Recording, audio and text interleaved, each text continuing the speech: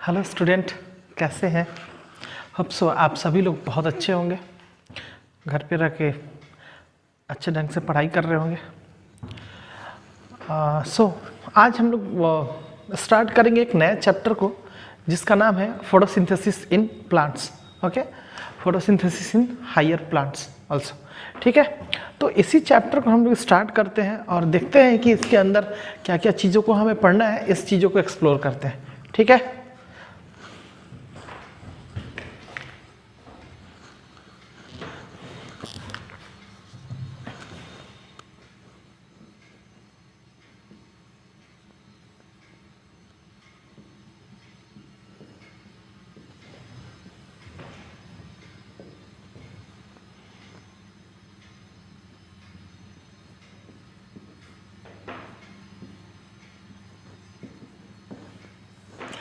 अगर इस चैप्टर की बात करें हम, तो आप सबको पता है कि हम प्लांट फिजियोलॉजी के अंदर इस चैप्टर को हम पढ़ा रहे हैं और इस चैप्टर में हमें यही समझना है बेसिकली कि व्हाट इज फोटोसिंथेसिस। ओके ना, सो इसी फोटोसिंथेसिस के प्रोसेसेस को समझना है, स्टेप्स को समझना है कि बेसिकली ये प्रोसेस होता क्यों है और कैसे ये होता है। ठीक है ना, तो आइए हम लोग इसको देखते हैं। सबसे पहले हम बात करते हैं फोटोसिंथेसिस इन हायर प्लांट्स की। तो ये आप समझते हो, प्लांट्स का मतलब समझते हो, हायर प्लांट्स का भी मतलब समझते हो।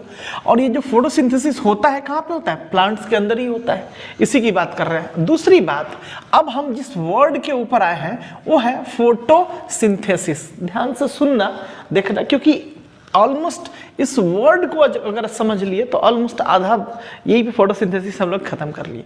ठीक है क्या? तो फोटो का मतलब, इसके अंदर जो ये फोटो वर्ड है इसका मतलब होता है लाइट।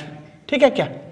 लाइट की बात कर रहे हैं। अगर सिंथेसिस की बात करें तो सिंथेसिस का मतलब होता है फॉर्मेशन। क्लियर हो गया क्या?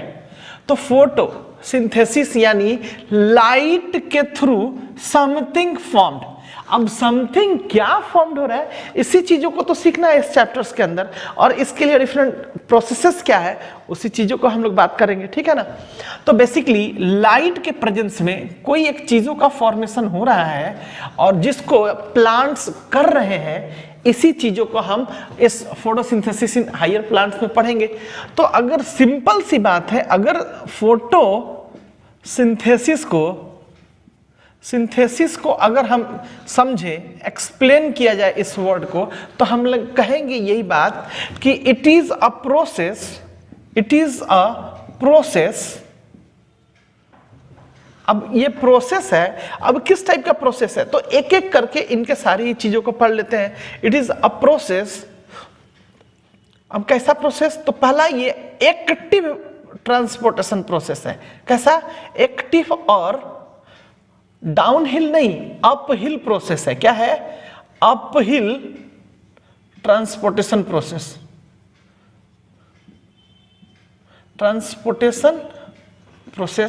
साथ ही साथ ये इंडरगोनिक प्रोसेस है। इंडरगोनिक यानी इसके थ्रू क्या होता है? एनर्जी रिलीज नहीं होता है, एनर्जी कंजर्व होता है। एनर्जी कंजर्व होता है। और साथ ही साथ ये जो है एनाबोलिक प्रोसेस है। कैसा प्रोसेस है? एनाबोलिक प्रोसेस है। क्लियर हो गया? तो कहोगे सर एनाबोलिक का प्रोसेस का मतलब? एनाबोलिक को ऑलरेडी हम लोग समझ चुके हैं रेस्पिरेशन में, लेकिन यहां पे भी समझा देते हैं। एनाबोलिक को उस प्रोसेस को बोलते हैं जिस प्रोसेस में क्या होता है? एनर्जी ऐड होता है। क्या होता है? एनर्जी एडिंग प्रोसेस को बोलते हैं हम लोग एनाबोलिक प्रोसेस, एनर्जी एडिंग, और इसी को बोलते हैं conserving process.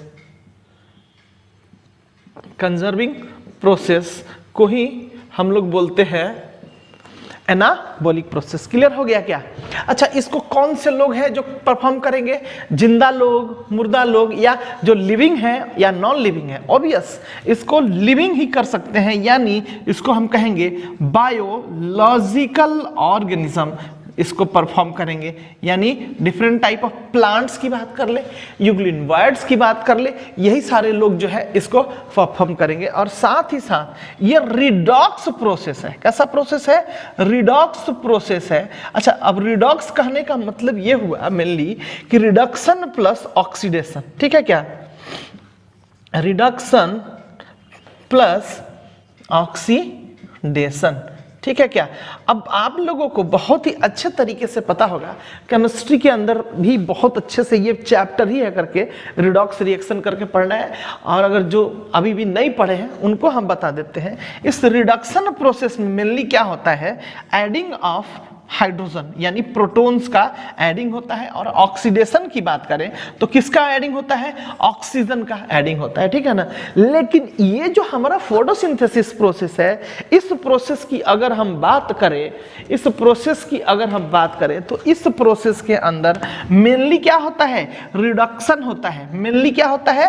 Reduction. Mainly reduction ही होता है। ठीक है क्या?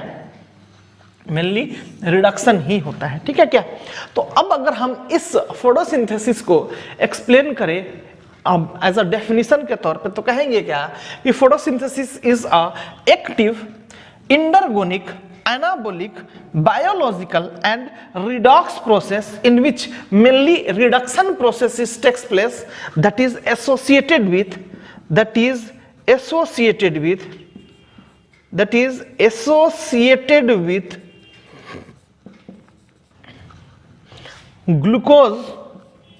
ग्लूकोज या इसको कह सकते हैं फूड प्रोडक्शन और फूड सिंथेसिस। क्लियर हो चुका है बात? तो हम लोगों ने फोटोसिंथेसिस को एक्सप्लेन किया अभी और जाना कि फोटोसिंथेसिस क्या होता है। इसको एज अ हम लोग डिफाइन कर सकते हैं कि photosynthesis is a active process, endergonic process, anabolic process, biological process as well as redox process in which mainly reduction takes place for the purpose of क्या चीज का प्रोडक्शन? ग्लूकोज प्रोडक्शन और food production is called photosynthesis. Clear है क्या? तो अब देखो यहां पे एक्टिव की बात करते हैं। एक्टिव ट्रांसपोर्टेशन यानी ऐसा ट्रांसपोर्टेशन जिसके अंदर इसको करने के लिए इधर दो टाइप का चीजें चाहिए, या तो हमें कैरियर प्रोटीन्स चाहिए, नहीं तो एनर्जी चाहिए। ठीक है क्या? तो इस प्रोसेस को जो करना होगा उसमें हम लोग इसको करते हैं। इधर हम लोगों को प्रोटीन कैरियर प्रोटीन चाहिए होता है, या फिर हमें इसके लिए सिंपल सा एनर्जी का जरूरत होता है। ठीक है क्या? अगर इंडरगोनिक की बात करें यानी एनर्जी कंजर्व करता है, यानी इस प्रोसेस से देखो मेरे को क्या बन रहा है? ग्लूकोज बन रहा है। और इसी ग्लूकोज को खाने के बाद, इसका हम लोग डाइजेशन करने के बाद इसी के थ्रू एनर्जी निकालते हैं कि नहीं? तो बेसिकली इसने क्या किया है? ये अगर ग्लूकोज बनाया है तो इसने क्या किया है? एनर्जी को कंजर्व किया है, एनर्जी को स्टोर किया है कि नहीं? अब देखो ये जो फोटोसिंथेसिस प्रोसेस है, देख रहे हो ना, लाइट के फॉर्मेशन के थ्रू हो रहा है, लाइट प्रोसेस के थ्रू हो रहा है। ठीक है? तो इसी को हम लोग इस टर्म में हम लोग रिप्रेजेंट करेंगे। और अगला जो टर्म है हम लोग बोलेंगे कि भाई अब ये तो समझ में आ गया कि ये क्या है फोटोसिंथेसिस। अब इसका केमिकल रिप्रेजेंटेशन की बात करेंगे। ठीक है क्या? कि केमिकली इसको कैसे लिखा जा सकता है। अभी फिलहाल इसको जल्दी से लिखो।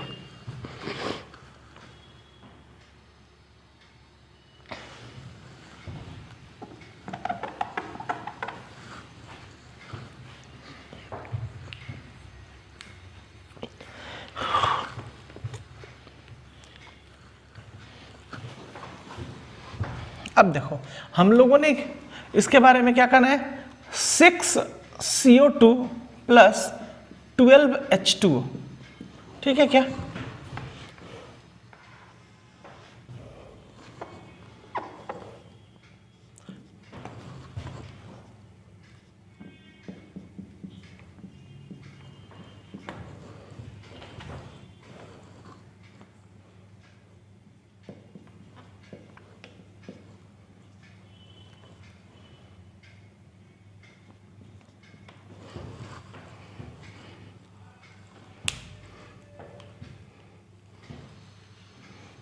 ठीक है?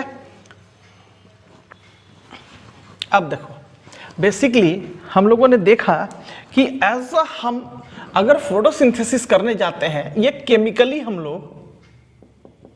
केमिकली अगर हमने इसको रिप्रेजेंट करना है फोटोसिंथेसिस को, तो हम लोग क्या कर रहे हैं कि ये CO2 है, क्या है CO2, फ्रॉम कहां से लिया, फ्रॉम एटोमोस्फेयर से लिया, देन H2O ये अपने रूट सोर्स के थ्रू लिया, ठीक है, रूट सोर्स के थ्रू लिया, और साथ ही साथ यहां पे क्लोरोफिल होना चाहिए,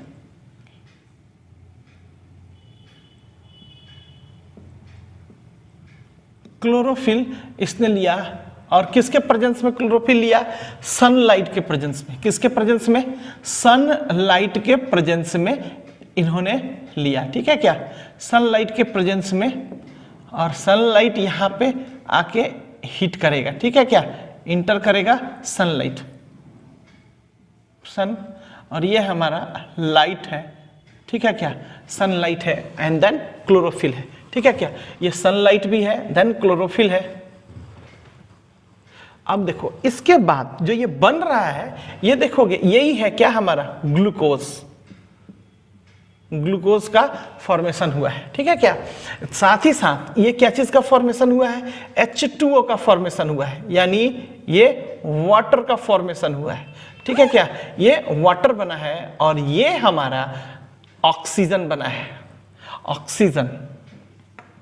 ऑक्सीजन फॉर्म हुआ, क्लियर है क्या।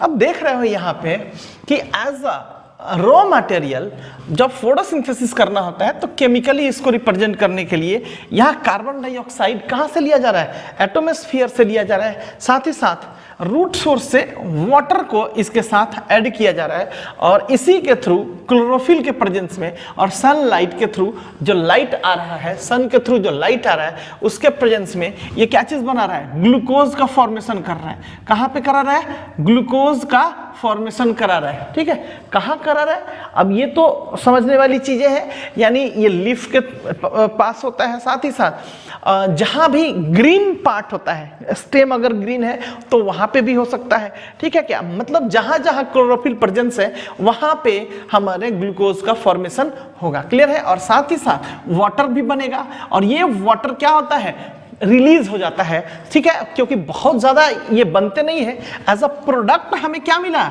ये प्रोडक्ट मिला हमें, ठीक है क्या, एज अ प्रोडक्ट हमें ये मिला, लेकिन हमारे को ये दोनों है एज अ बाई प्रोडक्ट मिला है, क्या मिला है, बाई प्रोडक्ट मिला है क्या, ठीक है क्या, एज अ बाई प्रोडक्ट मिला है। यानी जब हम H2O की बात कर रहे हैं, इस वाटर के थ्रू जो ह्यूमिडिटी होता है इस इन्वायरमेंट में, इस एटमॉस्फेयर में, वो बैलेंस्ड होता है एटमॉस्फेयर के अंदर, और साथ ही साथ ये जो ऑक्सीजन है, ये एटमॉस्फेयर में जो अवेलेबल होता है, उसी ऑक्सीजन के थ्रू क्या करते हैं हम लोग ब्रीदिंग करते हैं, ठीक है, ब्रीद इन ब्रीद आउट करते हैं, यानी ब्रीदिंग के तौर पे, इन के तौर पे हम लोग ऑक्सीजन को लेते हैं, और साथ ही साथ हम ब्रीद आउट ऐसा क्या कर देते हैं, हम लोग CO2 करते हैं, क्या करते हैं हम लोग, CO2 को कर देते हैं, क्लियर है, और फिर CO2 को यही प्लांट जो है यहां पे देख सकते हो, फ्रॉम एटमॉस्फेयर ये एज अ रॉ मटेरियल ले लेते हैं, और साथ ही साथ ये रूट सोर्स से वाटर लेके और इसको क्या कर देते हैं, फिर से उसी साइक्लिंग प्रोसेस में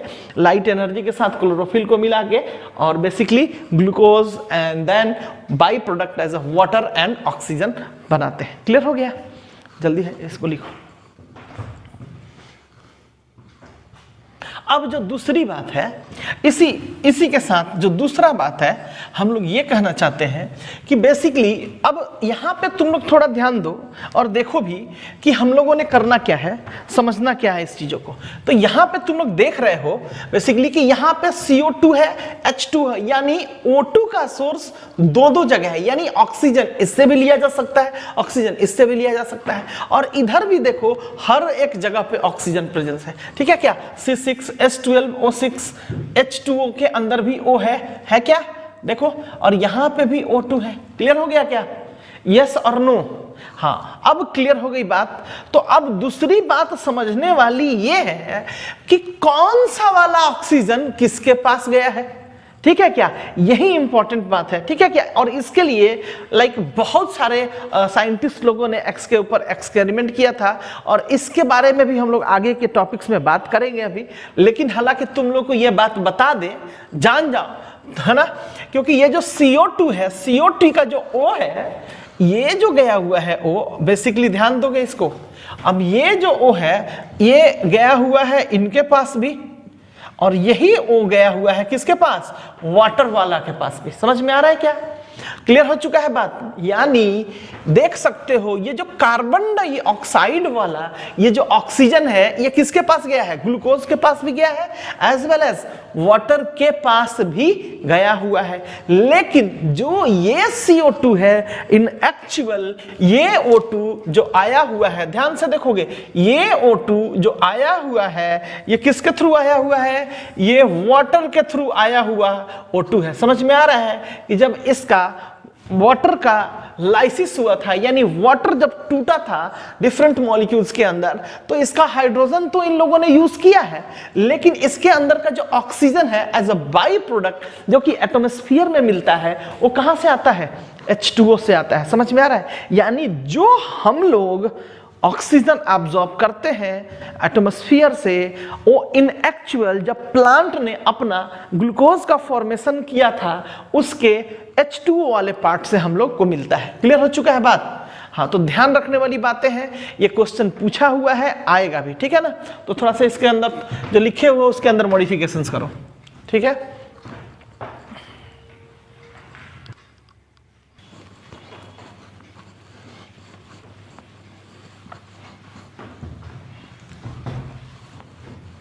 अब आगे की बात करें, तो आगे की बात करें तो फोटोसिंथेसिस सारे प्लांट्स ही करते हैं, ठीक है क्या। अब जब सारे प्लांट फोटोसिंथेसिस करते हैं, इसमें से बहुत सारे ऐसे भी प्लांट्स हैं जो कि वाटर के अंदर रहते हैं, यानी जिन्हें हम एक्वेटिक प्लांट्स बोलते हैं, और बहुत सारे ऐसे प्लांट्स होते हैं जो कि टेरेस्ट्रियल के अंदर, यानी इस पृथ्वी के ऊपर, यानी इस धरातल के ऊपर रहते हैं। समझ में आ रहा है क्या। तो ये वाली पार्ट की अगर हम बात करें तो फोटोसिंथेसिस का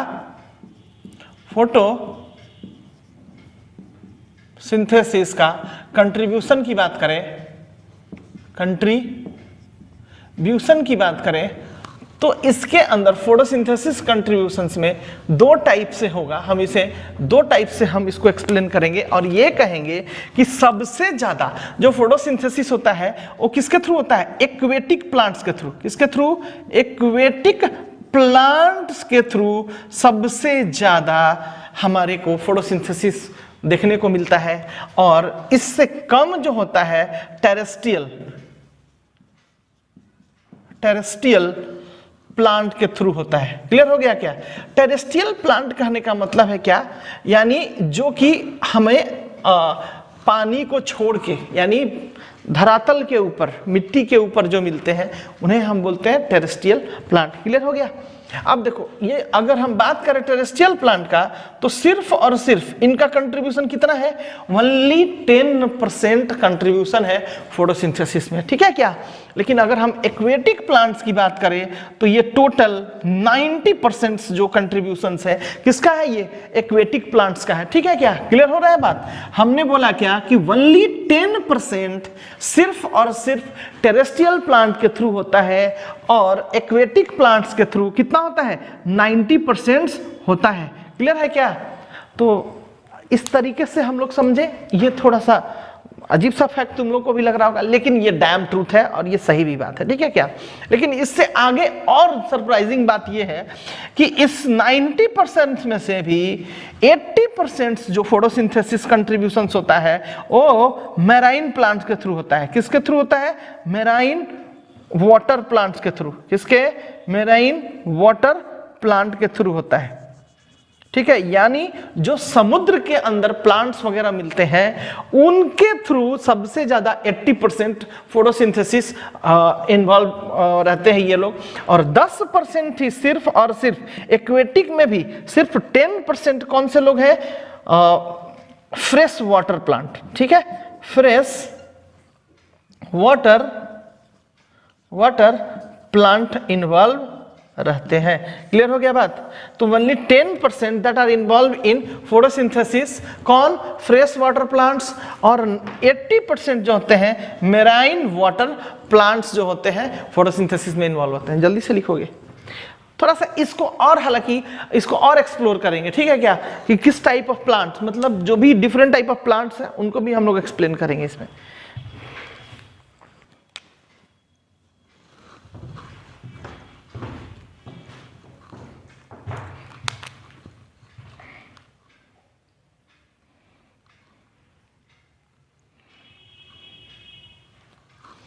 और अगर हम बात करें फोटोसिंथेटिक कंट्रीब्यूशंस की, तो देखोगे इसके अंदर हम ये बात बताना चाहते हैं कि सबसे ज़्यादा कंट्रीब्यूशंस अगर है तो डाई एटम्स का है। डाई एटम्स का है, ये क्वेश्चंस आया हुआ है कि which having the photosynthetic maximum contributions, तो डाई एटम्स का सबसे ज़्यादा है। इसके बाद साइनो बैक्टीरिया कह ले, या फिर ब्लू ग्रीन एल्गी की भी बात करेंगे। इसके बाद हमारे पास डाइनोफ्लैजिलेट है,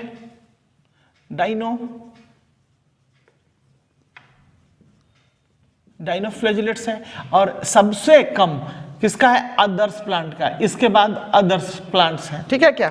तो इसको अगर हम एज अ एक्सप्लेन करते हैं, अगर हम सबसे ज्यादा की, तो सबसे ज्यादा डायटम्स करते हैं साइनोबैक्टीरिया, ब्लू ग्रीन एल्गी, इसके बाद डाइनोफ्लैजिलेट्स एंड अदर का, ठीक है। ये हमारा फोटोसिंथेटिक कंट्रीब्यूशंस हो गया, ठीक है। जल्दी से लिखोगे इसको।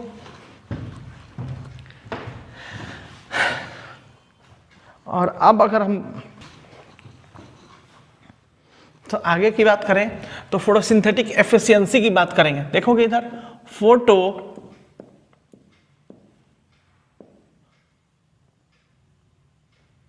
सिंथेसिस एफिशिएंसी की बात करेंगे। एफिशिएंसी की बात करेंगे, किस प्लांट के अंदर सबसे ज़्यादा फोटोसिंथेसिस एफिशिएंसी है, तो इसके अंदर जो सबसे ज़्यादा होते हैं वो C4 प्लांट के पास सबसे ज़्यादा एफिशिएंसी होता है। इसके बाद कोराल्स के पास होता है, और सबसे कम अगर बात करें ट्रॉपिकल रेन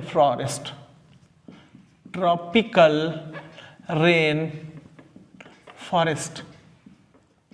तो कहोगे सर ट्रॉपिकल रेन फॉरेस्ट की बात करें तो देखो, देख रहे हो नाम से पता चल जाए, रेन फॉरेस्ट। इसके बाद कोराल्स, समझ में आ रहा है, कोराल रीफ जो बेसिकली कहाँ समुद्र के अंदर मिलते हैं, और C4 प्लांट्स, ये वो मोस्ट ऑफ द प्लांट्स हर जगह पे अवेलेबल होते हैं।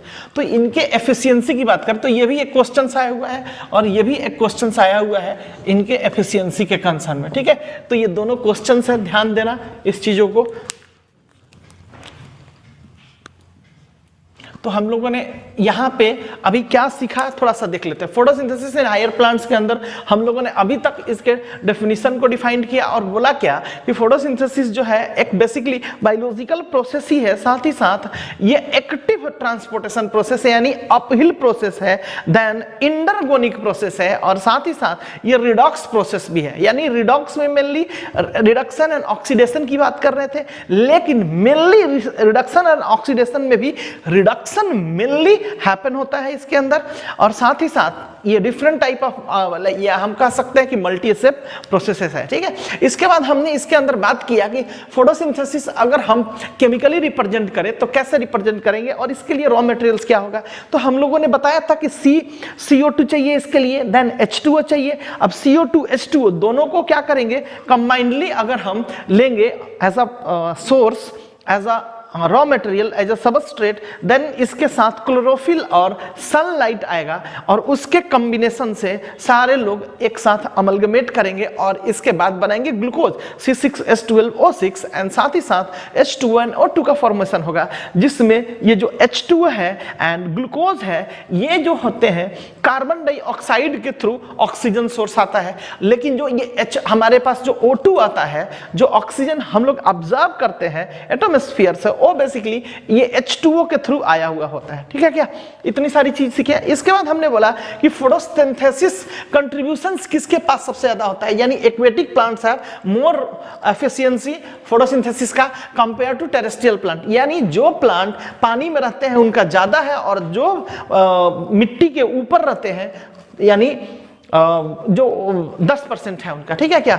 और एक्वेटिक प्लांट्स की बात करें तो एक्वेटिक प्लांट्स में भी मैराइन वाटर यानी समुद्री जो पेड़ पौधे होते हैं, ठीक है क्या, उसके अंदर प्लांट्स मिलते हैं, वो 80% कंट्रीब्यूशन करते हैं फोटोसिंथेसिस में, 10% वो फ्रेश वाटर प्लांट्स करते हैं। तो इस तरीके से हम लोगों ने जाना। और साथ ही साथ अगर हम बात करें एफिशिएंसी का, एफिशिएंसी के बेसिस पे ये क्वेश्चन आया हुआ है कि डायएटम्स जो होते हैं they have most efficient contributions in photosynthesis then cyanobacteria, blue green algae, इसके बाद डाइनोफ्लैजिलेट्स की बात करेंगे, इसके बाद अदर प्लांट्स की बात करेंगे। इससे आगे की बात करें फोटोसिंथेसिस एफिशिएंसी की बात करें कि सबसे ज्यादा एफिशिएंसी किसके पास होता है, उसके अंदर सिफर प्लांट्स के पास होता है, इसके बाद कोराल्स के पास, ट्रॉपिकल रेन फॉरेस्ट के पास होता है। Clear?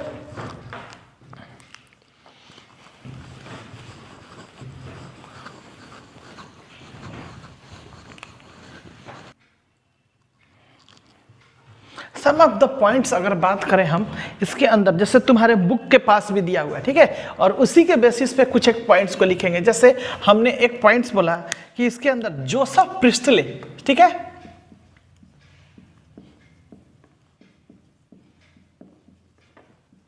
Joseph Presley experimentally proof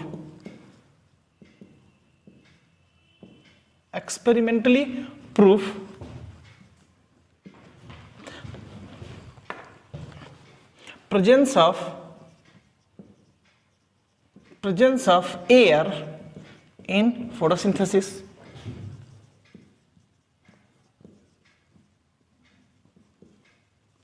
ठीक है क्या। और इसी के बाद हमारे को एक और साइंटिस्ट मिले जिनको बोलते हैं जॉन मॉल, ठीक है, प्रूफ दैट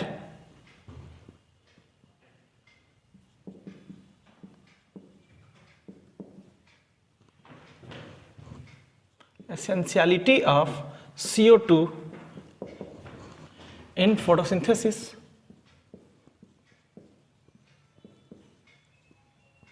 ठीक है। अगर इससे आगे की बात करें तो ये बहुत ही इंपॉर्टेंट है, थोड़ा सा ध्यान देने वाली है। स्टीफन हेल्स जिन्हें हम basically father of plant physiology बोलते हैं, प्लांट फिजियोलॉजी बोलते हैं, ठीक है क्या। लेकिन अगर हम इन इंडिया की बात करें, in India who one is father of plant physiology, Satish Chandra Maheshwari,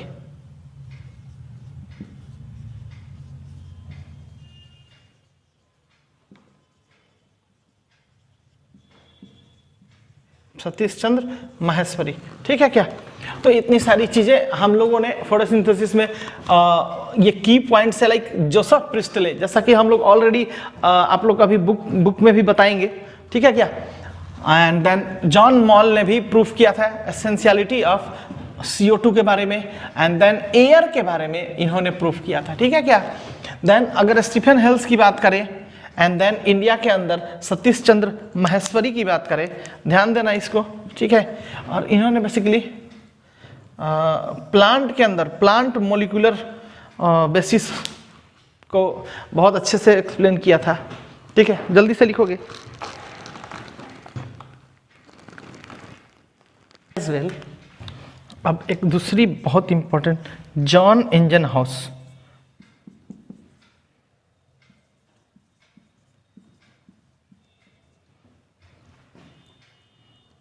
John Ingenhouse proved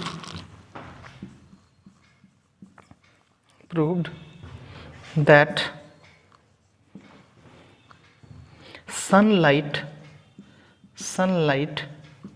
and green color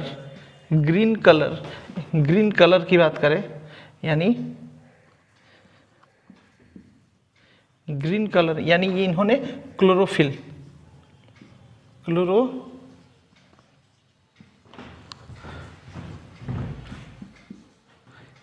is most for photosynthesis। Clear हो गया क्या। तो इन्होंने बताया था तो इस तरीके से हम लोग समझ गए कि जोसेफ प्रिस्टले ने ये बात बताई, कि how much the air is important for photosynthesis. साथ ही साथ जॉन मॉल ने ये बताया कि CO2 is very important for the photosynthesis completion, as well as Stephen Hales, जिन्हें हम क्या बोलते हैं, फादर ऑफ प्लांट फिजियोलॉजी बोलते हैं। बट इंडिया के अंदर प्लांट फिजियोलॉजी के फादर ऑफ प्लांट फिजियोलॉजी जो है सतीश चंद्र माहेश्वरी है। ठीक है क्या, फादर ऑफ प्लांट फिजियोलॉजी, ठीक है क्या, फादर ऑफ प्लांट फिजियोलॉजी है। और आगे की बात करें तो जॉन इंजनहाउस की बात करें तो इन्होंने बताया था कि sunlight as well as green colour यानी क्लोरोफिल की बात इन्होंने की थी कि इज वेरी इंपॉर्टेंट और मोस्ट फॉर फोटोसिंथेसिस कंप्लीशन। ठीक है, इसको लिखेंगे आप लोग। फर्स्ट,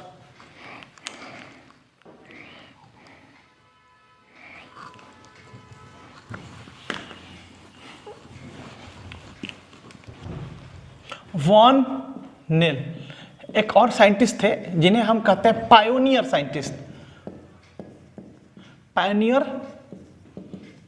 साइंटिस्ट, इनको बोलते हैं हम लोग। और कहते हैं क्या कि इन्होंने बेसिकली एस्टेब्लिश किया था फोटोसिंथेसिस के रिडॉक्स नेचर को। ठीक है, रिडॉक्स नेचर को इन्होंने एक्सप्लेन किया था और कहा था क्या कि इसके थ्रू क्या होता है, रिडक्शन प्रोसेस होता है। क्या होता है, रिडक्शन प्रोसेस होता है। और साथ ही साथ इन्होंने ये बताया कि जो एज अ बाई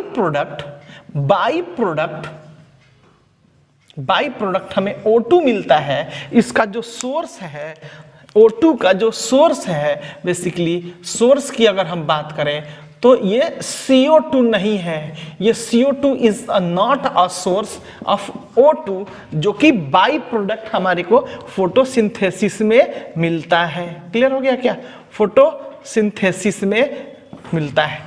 क्लियर हो गया। इन्होंने बहुत बड़ी बात बताई थी, वॉन नेल ने, इन्हें पायोनियर साइंटिस्ट कहा जाता है, और इन्होंने ये चीज एस्टेब्लिश किया था, ये बात बताई थी खूब अच्छे तरीके से, कॉन्सेप्चुअली एक्सप्लेन किया था कि रिडॉक्स नेचर जो होता है फोटोसिंथेसिस का होता है, और मेनली इसके अंदर रिडक्शन होता है, और साथ ही साथ जो कि बाई प्रोडक्ट हमें O2 मिलता है, ये O2 as a by product हमें CO2 सोर्स के तौर से नहीं मिलता है, बल्कि ये कोई और होता है, यानी H2O के थ्रू मिलता है। और इसके लिए इन्होंने ये बात बताई, देखोगे थोड़ा सा ध्यान देने वाली बात है, और इन्होंने बोला था कि H2O यानी H2O के पास से जो ये O आता है, बेसिकली इसी से हमें अगर हम बात करें तो H2 प्लस, अगर हम O की बात करें तो ऐसे टूटेगा H2 प्लस O, लेकिन इसके जगह पे इन्होंने क्या किया था, H2X ले लिया। ठीक है क्या, और इस तरीके से जब ये टूटा तो H2 प्लस X में टूटा, यानी जब इन्होंने फोटोसिंथेसिस के O2 को एज अ बाई प्रोडक्ट, जो इन्होंने बताया कि ये CO2 के सोर्स से नहीं आता है, किसके थ्रू आता है, H2O के थ्रू आता है, तो H2O को इन्होंने बताया था यही बात।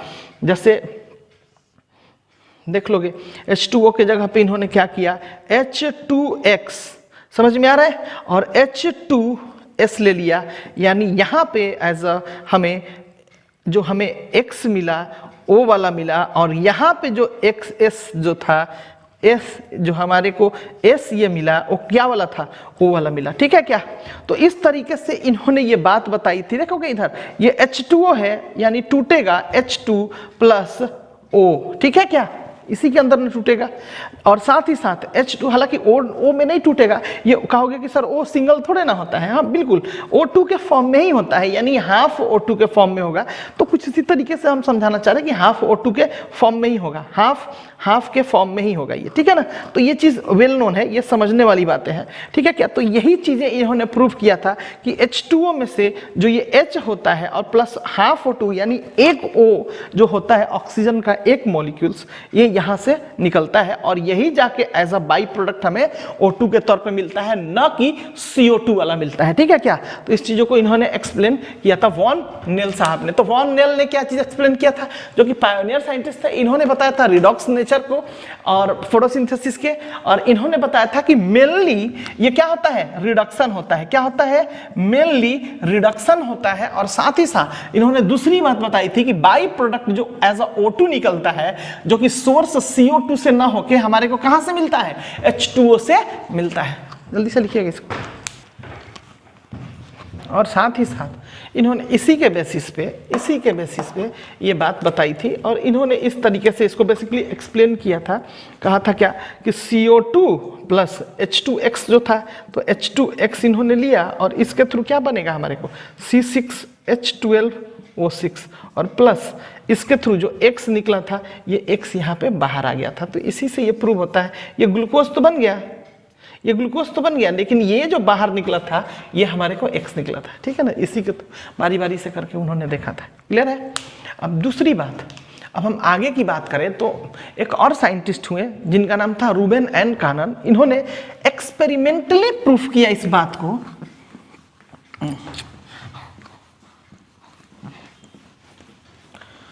इंपॉर्टेंट एक्सपेरिमेंट हुआ, बहुत ही अच्छा एक्सपेरिमेंटल प्रूफ हुआ,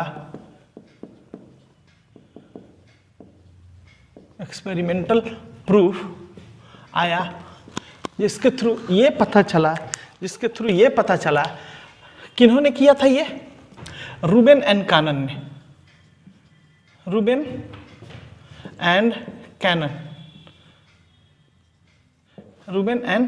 कैनन ने। और इन्होंने क्या चीज यूज किया, रेडियो आइसोटोप्स को यूज किया। किसको? रेडियो आइसोटोप्स को यूज किया। और इस रेडियो आइसोटोप्स में इन्होंने ये बात बताई, जैसे समझ लो कि हमें ध्यान से देख लो इधर, CO2 प्लस H2O हमें चाहिए होगा, यहां भी O है, यहां भी O है, और इसके थ्रू देखोगे इधर C6H12O6 मिलेगा, प्लस साथ में यहाँ पे O2 मिलेगा और साथ में H2O मिलेगा। क्लियर है? देख रहे हो यहाँ पे? तो बेसिकली इन्होंने क्या किया था, अब बैलेंस वाली बात नहीं है इसमें, अगर करोगे 6CO2 प्लस 12H2O तो वो अलग बात है। ठीक है क्या? तो C6H12O6 plus 6O2 plus 6H2O, तो वो बात ऑलरेडी हमने एक्सप्लेन कर दिया है। ठीक है क्या? अब एक्सपेरिमेंट वाली बात कर रहे हैं, तो इसके अंदर देखोगे इधर ये एक O है, इधर भी एक O है। क्लियर हो गया क्या? अब देखोगे इधर देखोगे ये एक O है और ये भी एक O है। क्लियर हो गया क्या? अब इसके अंदर जो देखोगे इन्होंने क्या किया, इसको एक्चुअली अगर हम बात करें ऑक्सीजन के बारे में, ऑक्सीजन की बात करें तो ऑक्सीजन का नंबर कितना होता है, एलिमेंट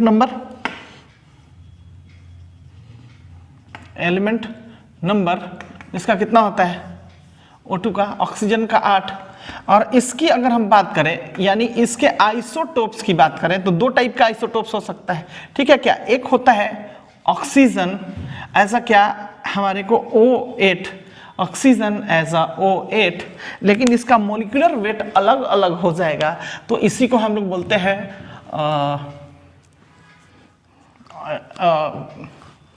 आइसोटोप्स। ठीक है क्या?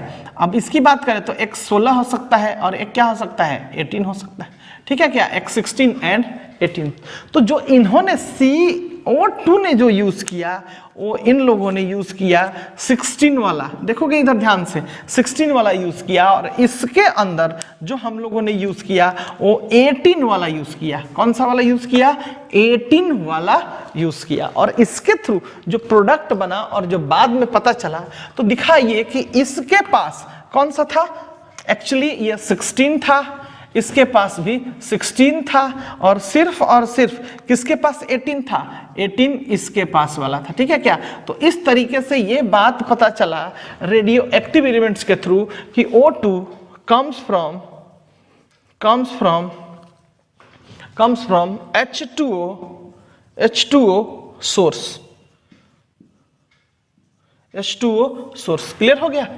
अब देखोगे तो दूसरी बात आती है कि कहोगे कि व्हाट इज रेडियो आइसोटोप्स। तो देखो रेडियो का मतलब होता है बेसिकली कहा यह जाए कि काफी क्या है उसको इन्फ्लोरेसेंस कह सकते हैं, चमकदार, जो चमकते रहता है, ठीक है क्या। तो इसके अंदर जो इसका एलिमेंट नंबर होता है जो बेसिकली वो 8 ही तो है, लेकिन इसका मोलिकुलर वेट कैसे चेंज हो गया, क्योंकि एक को हमने क्या कर दिया, डाई कर दिया, यानी एक इनफ्लोरेसेंट हो गया। यानी कि जब वो ग्लूकोज बना तो इसके अंदर 16 था, लेकिन ये जो O2 बाहर निकला जब हम लोगों ने उसको एब्जॉर्ब किया और तो पता ये चला कि इस O2 के पास जो मास नंबर है 18 वाला है। तो इस तरीके से हम लोगों ने एक्सपेरिमेंटली प्रूव कर लिया रेडियो आइसोटोप्स के माध्यम से, ठीक है। तो ये होता है, जल्दी से लिखोगे इसको। अगला बात करते हैं जूलियस वॉन सैच।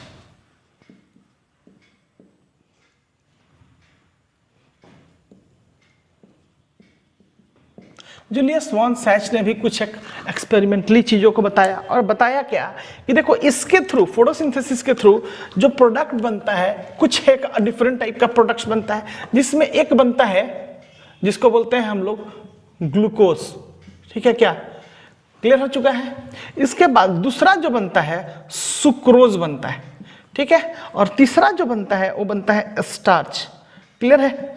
अब देखोगे इसको इन्होंने बेसिकली ये बात बताई कि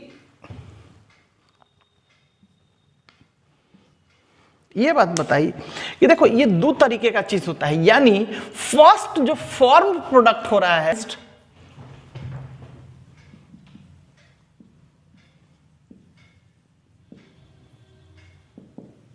सिंथेसाइज्ड प्रोडक्ट,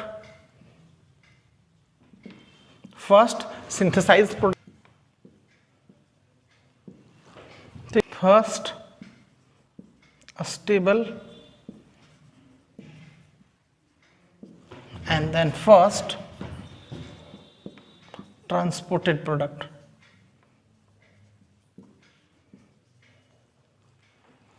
ठीक है। और साथ ही साथ ये store and visible product, first stored and first visible product,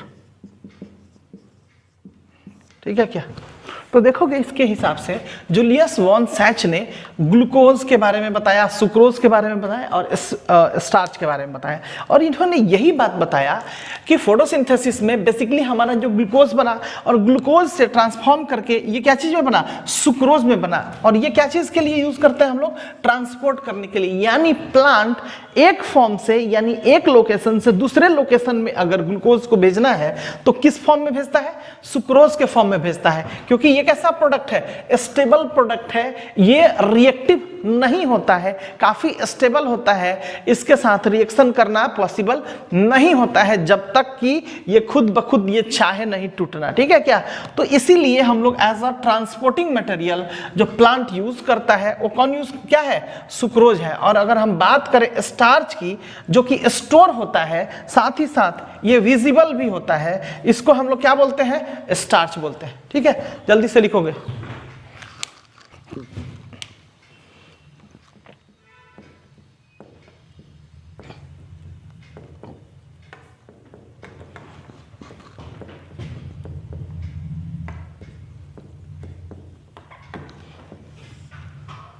photosynthetic apparatus की अगर हम बात करें, यानी वो सारे चीज़ें जो बेसिकली हमें फोटोसिंथेसिस के लिए यूज़ करना होता है, और यही होता है हमारे को फोटोसिंथेसिस, ठीक है क्या।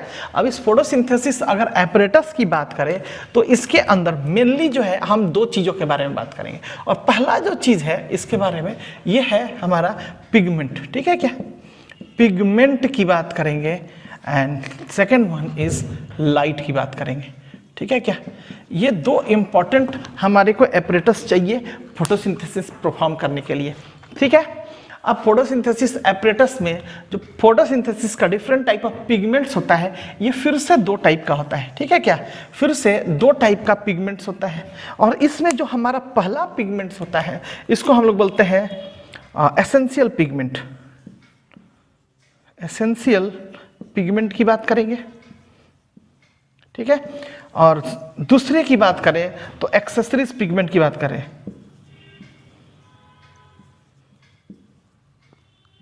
एक्सेसरीज पिगमेंट की बात करेंगे, हम बात करेंगे एसेंशियल पिगमेंट के बाद एक्सेसरीज पिगमेंट की बात करेंगे। क्लियर हो गया क्या? अब थोड़ा सा इसको हम लोग देख लें। हमने बोला क्या कि पिगमेंट यहाँ पे हमारे पास दो टाइप का है, पहला एसेंशियल पिगमेंट, दूसरा एक्सेसरीज पिगमेंट। अब अगर हम बात कर रहे हैं एसेंशियल पिगमेंट्स की बात कर रहे हैं तो एसेंशियल पिगमेंट में हमारे पास सिर्फ और सिर्फ क्लोरोफिल ए है। क्या है? Chlorophyll A. क्लियर हो गया? लेकिन अगर हम बात कर रहे हैं एक्सेसरीज पिगमेंट की बात कर रहे हैं तो इसके लिए हमारे पास क्लोरोफिल ए को छोड़ के, यानी बी है, देन सी है, देन डी है एंड देन ई तक है। ठीक है क्या? न्यूली ये ई को खोजा गया। ठीक है ना? तो देख सकते हो यहाँ पे कि हमारे को क्लोरोफिल बी है, क्लोरोफिल सी है, क्लोरोफिल डी है एंड क्लोरोफिल ई है, और साथ ही साथ यहाँ पे कैरोटीनॉइड्स है। क्या है? कैरोटीन वर्ड्स हम लोग को यूज करना है। ठीक है क्या? एज अ एक्सेसरीज पिगमेंट की बात करें तो हम लोगों ने क्लोरोफिल यूज किया, हम लोगों ने कैरोटीन वर्ड्स को यूज किया, देन फाइकोबिलिन्स को यूज करना है, फाइकोबिलिन्स एंड देन फाइटोक्रोम्स,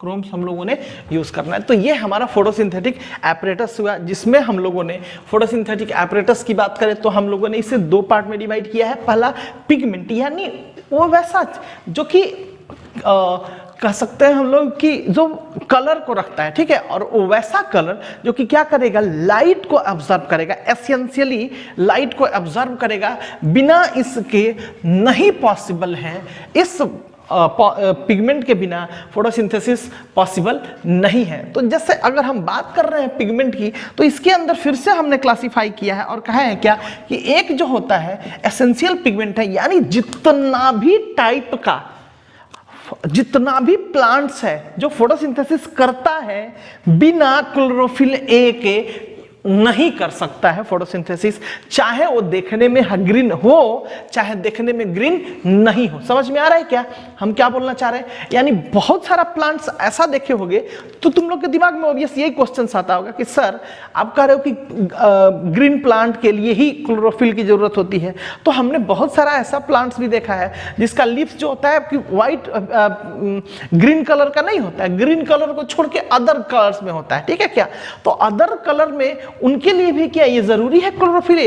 एग्जैक्टली बिना क्लोरोफिल ए के वैसे प्लांट्स में भी क्लोरोफिल ए जरूरी है, जिनका जो प्लांट्स की बात करें या फ्लावर्स की बात करें ग्रीन कलर का नहीं होता है। क्लियर हो गया बात? या हमने यहाँ पे यही बात बताई कि ये एक ऐसा पिगमेंट है जो कि जितना भी इस पूरे, जहां पे भी इस पूरे वर्ल्ड में जिस किसी भी सोर्स में कोई प्लांट है वो अगर फोटोसिंथेसिस करता है तो उसके पास ये एक पिगमेंट होना जरूरी है, जिसको हम लोग क्या बोलते हैं? Chlorophyll a. और दूसरी बात करते हैं एक्सेसरीज पिगमेंट, यानी डिफरेंट टाइप ऑफ पिगमेंट्स, यानी chlorophyll b, chlorophyll c, chlorophyll d and chlorophyll e. तो इसके अंदर ये जरूरी नहीं है कि ये हो ही, ये प्लांट्स ये जो है एक्सेसरीज हैं, यानी रहेंगे तो भी हो सकता है, नहीं है तो भी फोटोसिंथेसिस पॉसिबल है। और साथ ही साथ और भी लोग हैं, यानी और भी एक्सेसरीज पिगमेंट है, लाइक कैरोटीनॉइड्स है हमारे पास। ठीक है? फाइकोबिलिन्स हैं एंड देन फाइटोक्रोम्स हैं हमारे पास एज अ फोटोसिंथेटिक एपरेटस। और लाइट की बात करेंगे, लाइट तो है ही, बिना इसके कोई काम नहीं हो सकता है। तो जल्दी से वो लिखोगे तो कहोगे कि सर अच्छा इन दोनों का अलग अलग, बिल्कुल बात सही है कि सर एसेंशियल पिगमेंट का क्या काम है और एक्सेसरीज पिगमेंट का क्या काम है। ठीक है क्या? मतलब कोई ना कोई एक स्पेसिफिकेशन तो होगा ना कि बिना एक्सेसरीज अगर हम पिगमेंट की बात करते हैं तो इनके चलते क्या होता है और इसके थ्रू क्या होता है, एक्टिविटीज, फोटोसिंथेसिस में एक्टिविटीज की बात कर ले तो इसके अगर हम बात कर ले, क्लोरोफिल ए की बात कर ले तो ये बेसिकली क्या चीज के ट्रांसफर में इन्वॉल्व होते हैं? इलेक्ट्रॉन के ट्रांसफर में इन्वॉल्व होते हैं, इलेक्ट्रॉन के ट्रांसफर में इन्वॉल्व होते हैं। इलेक्ट्रॉन ट्रांसफर में, इलेक्ट्रॉन ट्रांसफर में इन्वॉल्व होते हैं और ये बेसिकली एनर्जी ट्रांसफर में इन्वॉल्व होते हैं। एनर्जी ट्रांसफर में इन्वॉल्व होते हैं। क्लियर हो गया क्या? जल्दी से लिखोगे, बाबा थक गए। अब बात करते हैं हम लोग क्लोरोफिल ए का।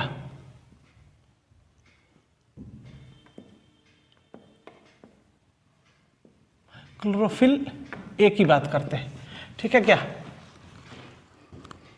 क्लोरोफिल ए की बात करते हैं। अब क्लोरोफिल ए की अगर हम बात करें तो इसके अंदर सबसे पहले ये हम कहेंगे कि इसका डिस्ट्रीब्यूशन कहाँ हुआ है। इसका डिस्ट्रीब्यूशन कहाँ पे हुआ है। साथ ही साथ दूसरी बात जो हम बताना चाहेंगे इसमें, इसका जनरल फॉर्मूला,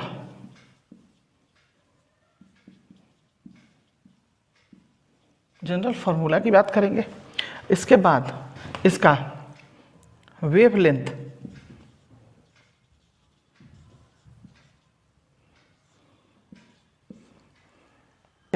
अगर हम डिस्ट्रीब्यूशन की बात करते हैं तो कहेंगे क्या कि इन ऑल फोटोसिंथेटिक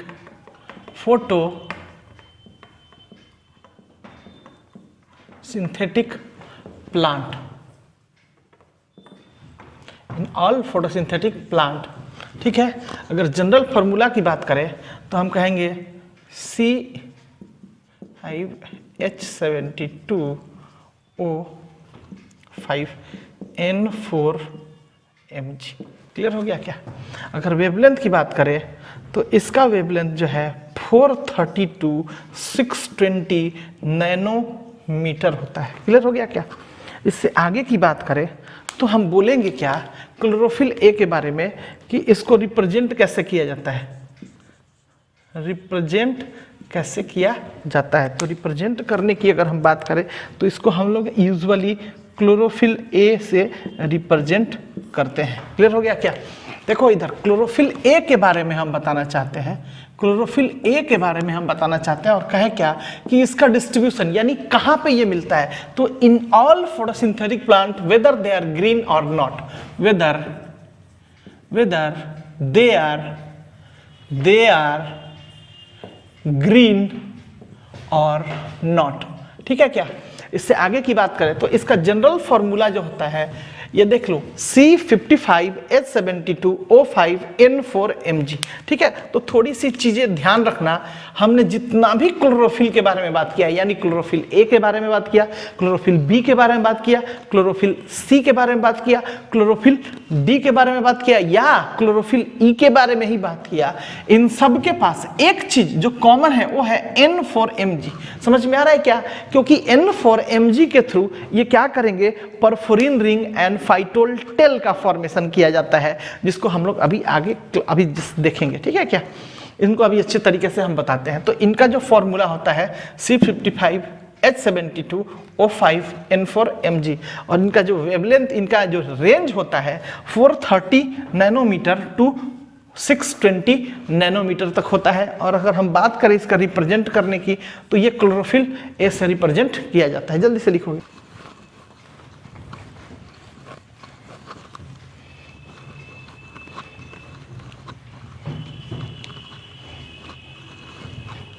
अब दूसरी जो बात हम बताने जा रहे हैं वो ये कहने जा रहे हैं इस क्लोरोफिल ए के बारे में, क्लोरोफिल ए के बारे में कहने जा रहे हैं क्या कि क्लोरोफिल ए जो है बेसिकली क्या चीज से मिलकर बना है, थोड़ा सा देख लोगे। मैग्नीशियम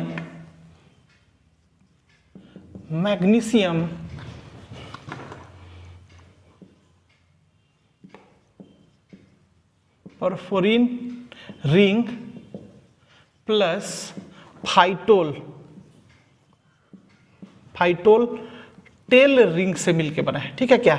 इसमें magnesium, porphyrin ring and phytol tail है, ठीक है क्या? टेल परफोरिन, जो परफोरिन होता है देखोगे इधर, फाइटोल नहीं, परफोरिन की बात करें तो ये एक ऑर्गेनिक कंपाउंड है, ठीक है क्या? ये एक ऑर्गेनिक, फाइटोल टेल होता है। क्लियर हो गया। अब दूसरी बात, इसके पास नाइट्रोजन कितना होता है, 4 नाइट्रोजन होता है। कितना नाइट्रोजन होता है, 4 नाइट्रोजन होता है। और साथ ही साथ अगर हम इससे आगे की बात करें तो देखोगे इसके स्ट्रक्चर को तो दिखाते हैं। देखो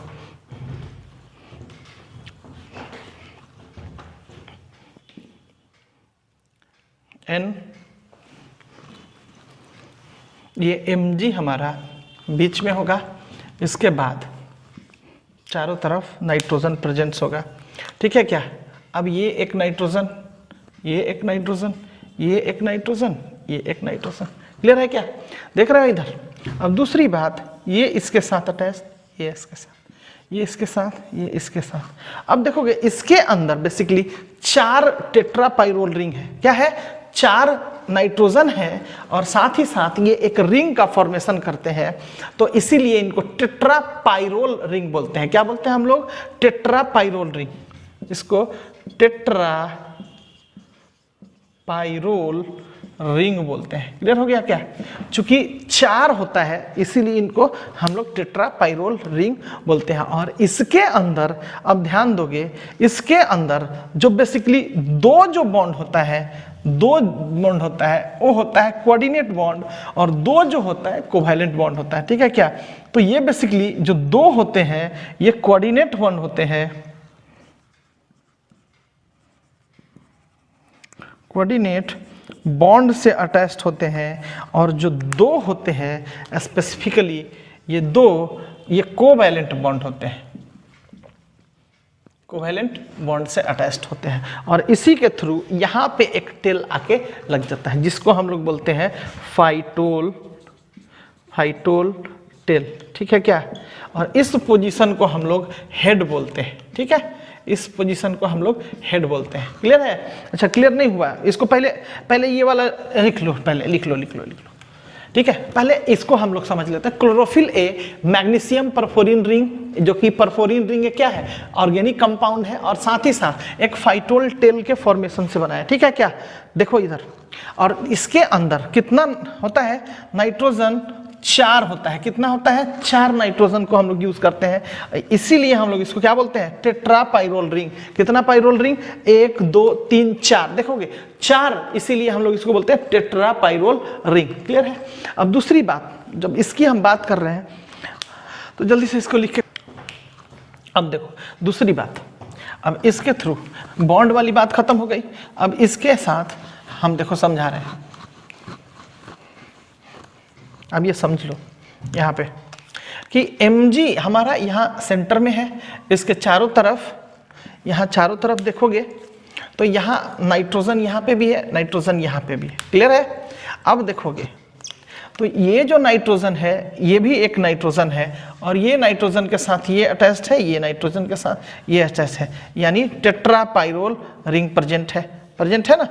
अब देखोगे दूसरा बात कि ये जो पोर्शन होता है, इस पोर्शन को हम लोग हेड बोलते हैं। क्या बोलते हैं हम लोग, हेड बोलते हैं। ठीक है, यानी ये जो पाइरोल होता है, पाइरोल हेड बोलते हैं इसको। क्या बोलते हैं, पाइरोल हेड बोलते हैं। क्या बोलते हैं इसको हम लोग, पाइरोल हेड बोलते हैं। और इसको फाइटोल टेल बोलते हैं। क्या बोलते हैं, फाइटोल टेल बोलते हैं। क्लियर हो गया। अब इसके अगर हम मेजरमेंट की बात करें तो ये चूंकि 2 डायमेंशन में, देखो एक ये डायमेंशन हो सकता है, एक ये डायमेंशन हो सकता है, तो ये 15 × 15 एंगस्ट्रॉम के पोर्शंस में होता है। लेकिन ये इसकी अगर हम बात करें तो सिर्फ और सिर्फ ये कितना, 20 एंगस्ट्रॉम ही होता है। क्लियर हो गया बात। चलो ध्यान दोगे इधर, सब लोग देखोगे, हमने सबसे पहला इसके बारे में बोला, ध्यान से देखना और सुनो कि क्लोरोफिल ए, जिसको हम लोग क्लोरो CHLA से रिप्रेजेंट करते हैं, ये जो बना हुआ है मैग्नीशियम परफोरिन रिंग, जो कि परफोरिन रिंग की बात करें तो एक ऑर्गेनिक कंपाउंड है, और साथ ही साथ ये फाइटोल टेल है। ठीक है क्या, और इसके कॉम्बिनेशन से बना हुआ है। तो देख सकते हो यहाँ पे परफोरिन रिंग की बात करते हैं और फाइटोल टेल की बात करते हैं। ठीक है क्या, तो ये वाला हमारा परफोरिन रिंग हुआ, परफोरिन रिंग हुआ था, और साथ ही साथ ये वाला जो पोर्शन हुआ था हमारा फाइटोल टेल हुआ था। क्लियर है क्या? दूसरी बात हमने इसके अंदर बताई थी क्या, कि इसके अंदर हम लोग 4 नाइट्रोजन को यूज करते हैं। देखोगे 1 2 3 4, ठीक है, 4 नाइट्रोजन को हमने यूज किया। साथ ही साथ ये जो नाइट्रोजन्स हैं मैग्नीशियम के साथ देख सकते हो, यहाँ पे 2 जो है नाइट्रोजन के साथ जो बने हुए हैं ये कोऑर्डिनेट बॉन्ड से हैं, और 2 जो है कोवैलेंट बॉन्ड से बने हुए हैं। और देख सकते हो यहाँ पे 4 अलग अलग रिंग है ना, 1 2 3 4 अलग अलग यहाँ पे देख सकते हो रिंग टाइप का स्ट्रक्चर बना हुआ है। इसीलिए इसको 4 है, तो इसीलिए हम इसको बोलते हैं टेट्रापाइरोल रिंग। क्या बोलते हैं हम लोग? टेट्रापाइरोल रिंग। क्लियर हो चुका है इतना बात? और इस पोजीशन को हम लोग हेड बोलते हैं। अब चूंकि कौन सा हेड है, ये पाइरोल हेड है, ठीक है क्या, और इसको बोलते हैं फाइटोल टेल बोलते हैं, या इसी को परफोरिन हेड भी बोलते हैं, ठीक है क्या, परफोरिन हेड, ठीक है। तो ये जो कॉमन स्ट्रक्चर है सारे क्लोरोफिल के लिए ऑलमोस्ट सेम है। समझ में आ रहा है क्या? लगभग सारे के लिए ये सेम है। N4Mg जैसा हमने बताया था कि इसका जो रिप्रेजेंटेशन था, जनरल फॉर्मूला की हम बात किए थे, तो हमने बताया था C55H72O5 N4Mg। ये ध्यान देना, N4Mg वाली बात हमने की थी, ठीक है। N4Mg देखो, ये N4Mg सब में कॉमन है, सिर्फ इसके अंदर ये चेंजेस हो सकता है। लाइक हम क्लोरोफिल A की बात कर रहे हैं तो C55H72O5 है। अगर हम क्लोरोफिल B की बात करेंगे तो C55H70O6 हो जाएगा, N4Mg हो जाएगा। ऐसे ही करके अगर हम C की बात करेंगे तो 35 एंड O5 में ही हो जाता है N4Mg का। और लास्ट वाले की अगर हम बात करें तो इसके लिए 54 हो जाता है ये, ठीक है। इसके बाद 70 हो जाता है, ये वाला O6 हो जाता है। क्लियर है क्या? तो इतना सा बस ये होता है। इसको आगे आगे जैसे जैसे चल रहा है इसको समझाते हैं, ठीक है क्या। तो देखोगे यही है हमारा क्लोरोफिल A। अब इसके बायोसिंथेसिस की बात करते हैं, ठीक है क्या। जल्दी से इसको लिखोगे।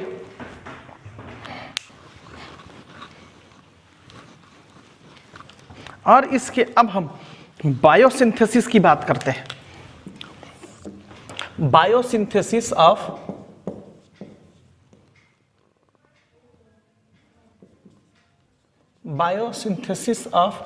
क्लोरोफिल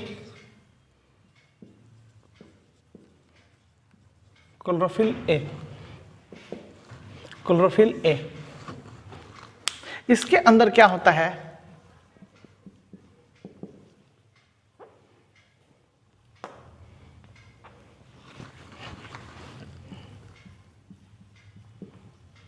सक्सिनाइल को A आ जाता है, और साथ ही साथ इसके ग्लाइसिन जब बनता है तो इसका जो प्रोडक्ट बनता है, इसका जो प्रोडक्ट होता है ये होता है हमारा फोटो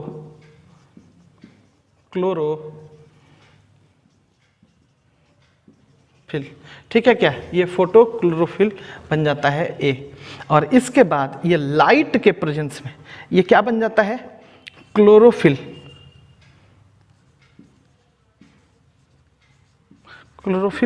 A बन जाता है। और इसी के साथ एक जब मैच्योर करेगा तो फाइनली ये कन्वर्ट हो जाता है हमारा क्लोरोफिल के अंदर, क्लोरोफिल A के अंदर ये कन्वर्ट हो जाता है। लेकिन इन सब के लिए लाइट का होना बहुत जरूरी है, क्योंकि इनका जो मैच्योरेशन होगा, यानी ये लोग जो मैच्योर होंगे किसके प्रेजेंस में होंगे, लाइट के प्रेजेंस में ही होंगे। लाइट के प्रेजेंस के चलते देख रहे हो, सक्सिनाइल को A एक ऑर्गेनिक कंपाउंड है, ग्लाइसिन एक हमारा ग्लूकोजिक कंपाउंड है, दोनों मिला लाइट के प्रेजेंस में ये कन्वर्ट हुआ फोटोक्लोरोफिल A में। और इसके थ्रू लाइट, यहां पे देख रहे हो लाइट आया, लाइट के चलते क्या हुआ, ये क्लोरोफिल A में कन्वर्ट हुआ। और क्लोरोफिल A क्या हो जाता है, क्लोरोफिल फाइनली क्लोरोफिल A में बदल जाता है, लाइट के प्रेजेंस में मैच्योर हो जाता है। तो ये होता है biosynthesis of chlorophyll A। Clear हो गया? जल्दी से इसको नोट डाउन करोगे।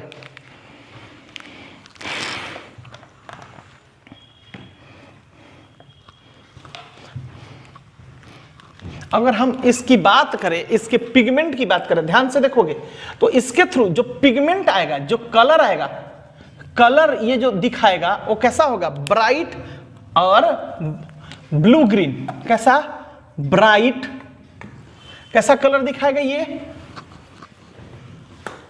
ब्राइट एंड ब्लू ग्रीन, ठीक है, इस कलर का ये पिगमेंटेशन दिखाएगा, यानी कलर कैसा होगा, ब्राइट एंड ब्लू ग्रीन हो जाएगा। ठीक है, जल्दी से लिखोगे इसको।